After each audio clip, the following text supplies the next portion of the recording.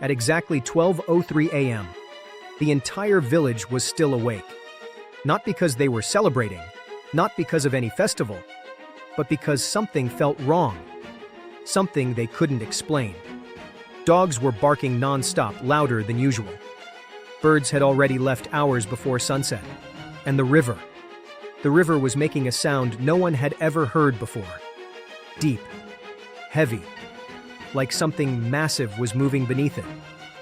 Now imagine you're there, standing outside your house. The air feels heavier, colder. Even though it's summer, you look toward the dam in the distance, and for a split second, you think you see something move. But then it's gone. Now here's the question. What would you do in that moment? Go back inside, or stay and watch? Because the people in that village, they hesitated. And that hesitation cost them everything. 12:07 a.m. The first crack echoed through the valley, loud enough to wake even those who had already gone to sleep. People stepped outside, confused. Some thought it was thunder. Others thought it was an earthquake. But then it came again. Louder. Longer. A sound like concrete tearing apart. Now panic begins to spread. Slowly at first. Then all at once. Because everyone realizes the sound is coming from the dam. The one thing holding back millions of tons of water. Now think about this. Dams don't just break, they fail. Piece by piece, crack by crack. And when they do, there is no warning siren loud enough, no time to escape. Just seconds, maybe minutes, before everything disappears. 12:09 a.m. The lights flicker, then go out. Complete darkness, except for the faint glow of the moon reflecting off the water. And that's when someone screams. Because the water level, it's rising. Fast. Unnaturally fast. Like something has been released. Something unstoppable. People start running, grabbing their children, their belongings, anything they can carry. But it's already too late. Because what they don't realize is that the dam didn't just crack, it collapsed. And what's coming toward them isn't just water, it's a wall. A massive, unstoppable wall of destruction. Now imagine hearing it before you see it. A roar so loud it drowns out every other sound, like 1,000 storms crashing at once, and then you see it. A dark wave rushing through the valley, swallowing everything in its path. Houses, trees, roads, gone in seconds. And here's the most terrifying part. Water at that speed doesn't just drown you. It destroys you. It slams you into debris, pulls you under, disorients you so completely that you don't even know which way is up. Now ask yourself, if you were there, in total darkness, with a wall of water coming towards you, what would you do? Run, hide, climb. Because every choice matters, and most of them won't save you. People tried to run uphill, but the water was faster. Some climbed trees, but the force ripped them out. Others locked themselves inside their homes, thinking walls would protect them. But walls mean nothing against that kind of pressure. And within minutes, the entire village disappeared. Completely. No lights, no sounds, no signs of life. Just silence and water everywhere. But here's where the story gets darker. Because when rescue teams arrived the next morning, they didn't just find destruction. They found something disturbing. Something that didn't make sense. And what they discovered changed everything they thought they knew about that night. By sunrise, the village was gone, completely erased, as if it had never existed. But the water had started to recede, slowly revealing what was left behind. Broken structures, twisted metal, uprooted trees, and a silence so heavy it didn't feel natural.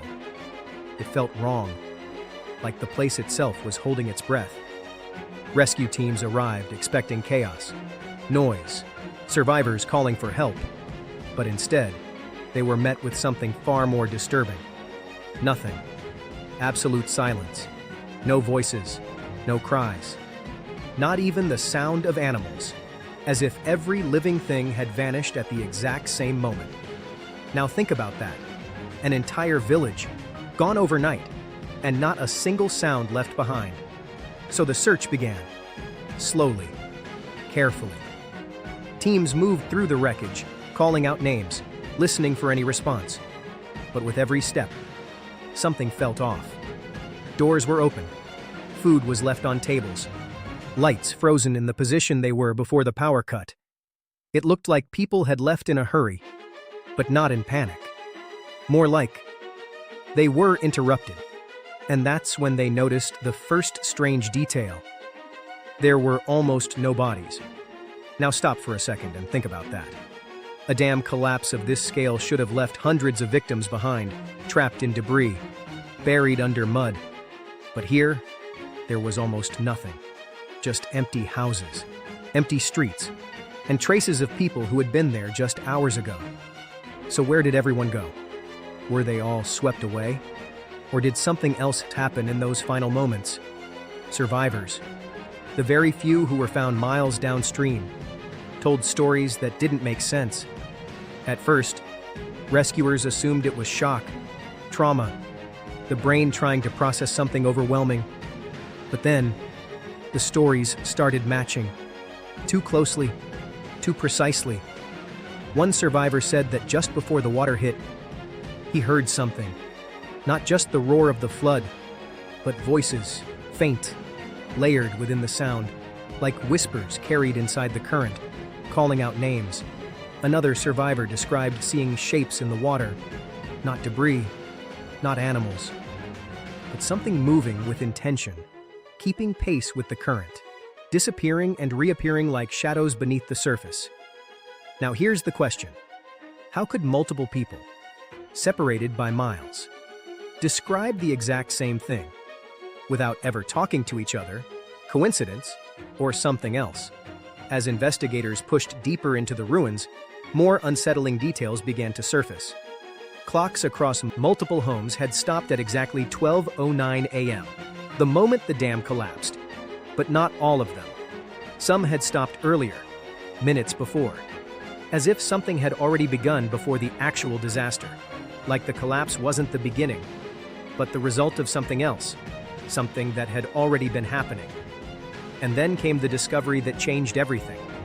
Near the remains of the dam, partially buried in thick mud, they found a massive slab of broken concrete, one of the core sections that had failed. At first, it looked like any other piece of wreckage, cracked, shattered, destroyed by pressure. But when they got closer, they saw something that didn't belong. Long, deep scratches carved across the surface, not random, not chaotic, but almost patterned, like something had dragged across it, again, and again, and again. Now think about this. What kind of force could leave marks like that? On reinforced concrete, underwater. Before the dam even broke, engineers examined it, ran tests, tried to explain it logically, but nothing made sense, because structural failure doesn't leave marks like that. And that's when the theories started. Some said it was just debris scraping against the wall during early cracks. Others believed it was stress fractures forming unusual patterns. But the more they studied it, the less it looked natural, and the more it looked deliberate. Meanwhile, locals from nearby areas began refusing to go near the site, not because of the destruction, but because of what they claimed to hear at night. They said the river had changed. Its sound wasn't the same anymore. Sometimes, late at night, when everything is quiet, you can hear it, faint, almost impossible to notice at first. But once you do, you can't ignore it. Whispers, carried through the water, mixed with the sound of the current. Some say they've heard names being called. Others say they've heard screams, distant, echoing, as if they're coming from beneath the surface. Now you might think, this is just imagination, fear turning into stories. But here's the part that makes it hard to ignore. Even rescue workers, trained professionals, reported feeling something strange, a sense of being watched, especially near the remains of the dam. Some refused to return after the first few days, claiming the place didn't feel right, like something was still there, hidden beneath the water, observing, waiting. And then came the final incident, one that was never officially explained. A diver was sent down to inspect deeper sections of the submerged structure. Communication was clear at first, normal, routine. But then, his voice changed. He went silent for a few seconds, then came back, whispering, saying he could see something moving in the distance. Something large, but not debris, not rock, something else. And before anyone could respond, the line went dead. His body was recovered hours later, but there were no visible injuries, no signs of struggle, just an expression frozen on his face, one that investigators described as pure fear. After that, the operation was scaled back and eventually abandoned.